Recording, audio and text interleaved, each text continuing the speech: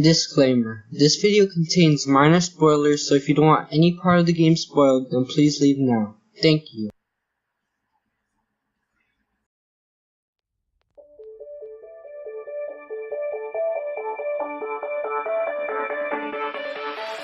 Hello my cookies, and welcome to another video from yours truly.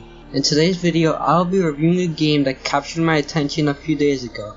It is called Bit Heroes, a turn-based RPG. This is a Steam game that is buried in the sea of games, but should it be? Welcome to the review.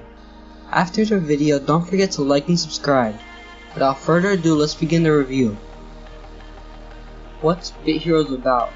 Bit Heroes, according to the website, is a dungeon crawling RPG game developed by Juki Omens and published by Congregate Incorporated. This game was released on mobile platforms like Android and iOS, also on PC. This game received a 4.5 out of 5 on their website and a 4.7 out of 5 on Google Play, so it should be good. In this review, we will be looking at the major aspects of this game, as well as the smaller ones. Also, we will find out if it's worth your time.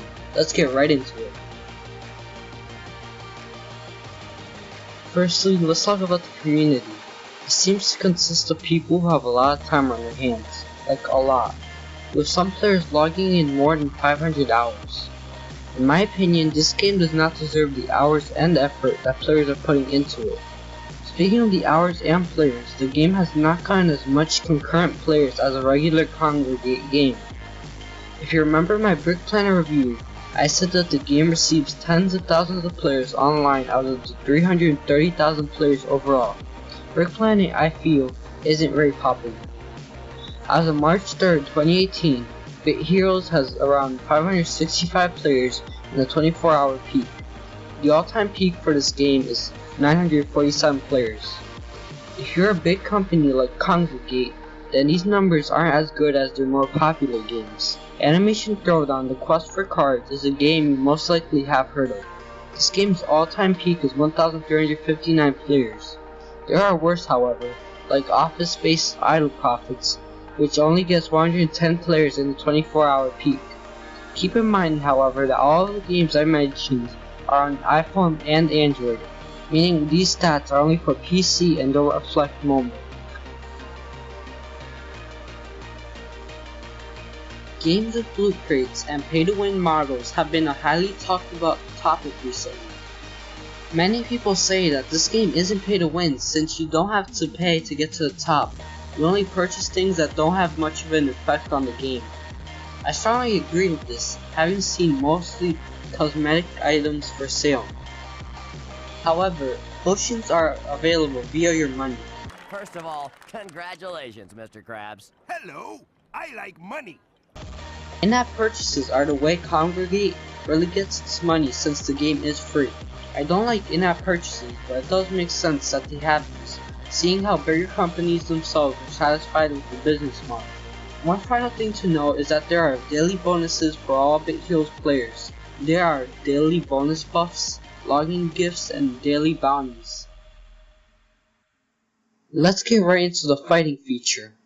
Based on what I have played, I can conclude that this is the main focus of the game. There are 6 quest zones in the game with dungeons. However, we will only be looking at the first quest zone. A dungeon comes with many monsters or familiars. You battle the familiars, and when they are defeated, you get rewards. After all the enemies are taken care of, you have completed the dungeon. Hooray! The quest zones have 4 dungeons with bosses in them, and then many other dungeons with no bosses in them. Once a boss with the familiars have been taken down, you can replay the dungeon again to receive different rewards.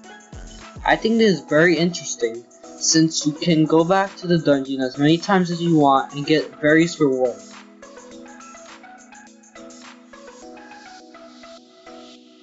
If you think this game is difficult, then there are some things that could make it easier for you.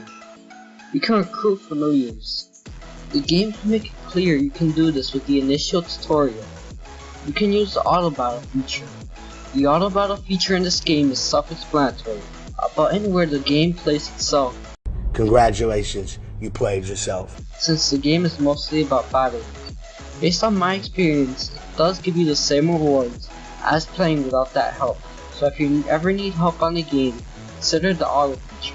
Lastly, join guilds. Joining guilds helps when fighting in the game.